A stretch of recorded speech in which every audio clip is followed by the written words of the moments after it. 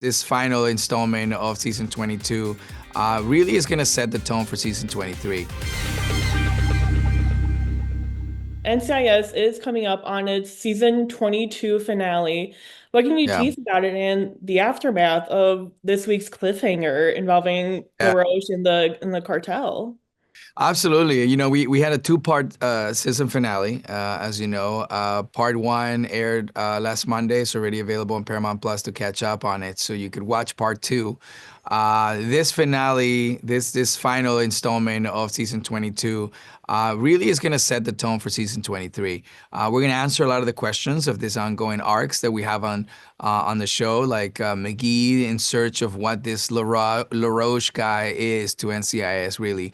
That little girl, Lily, that Parker keeps imagining in different places. He's the only one that sees this little girl. We're gonna find out a lot of what that's attached to. That conspiracy is gonna also get some answers, and there's a major death. There's a major death in our show, which is going to also disrupt a lot of the structure of what the show possibly could be next season. So we're thrilled. We're excited because we had the runway too, and we knowing that we got picked up for season 23, it was like a great opportunity to say, let's do a two-parter and let's get everybody in tune and let's kick off season 23 with the great finale. Now, the series has really been focusing a lot on Nick and his backstory lately. What has it been like exploring more about him after playing him for so long, especially since he's not in an open book? Yeah, absolutely. I think we have been kind of slow burning Torres for the last 8 years.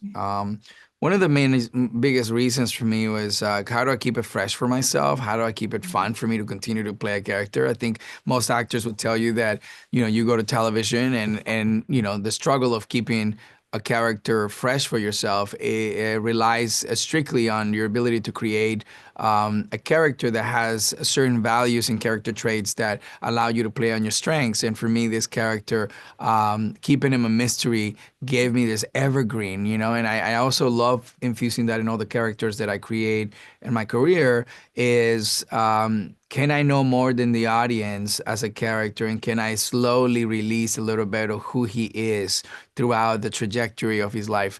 And when you do long running shows, that's kind of what you want. You want to be able to create a character that you can slow burn, but also that you're going to enjoy, that it's not so much of a heavy lift. In movies, you can take characters that are really complicated and just really beat yourself up bringing them to life. In television, you want to be a little more efficient, especially for us that are doing 20 episodes. We want to find same complicity, same layers, but we want to find character traits that allows us to flow episode in and episode out. So that to me as an actor is kind of what's brought up to me, and for Torres, that was kind of the philosophy. How do we keep a character so fresh that people still look forward to seeing him on screen? That every time you see a scene and you see Torres come in, you're expecting there's an energy. You're expecting him to say something smart ass, or or he's gonna have a joke, or he's gonna say something, threatening. And I think that the idea is to create a character that's unpredictable, so then there is an anticipation when he's on screen, and I hope that that's come across, right? I mean, that's kind of my job on the show is to keep things, guessing. Now, kind of going off of that, we have also been getting more of his romantic side, his relationship with Robin, and even having a Hmm. fake marriage with Jess that nearly stuck. Do Yeah, you ever see him settling down in the future at all? I think so. I also wonder what this character would, what layers would come up, in relationship when he's in a real relationship with the foundation, with someone that is able to understand him in levels that no one has before.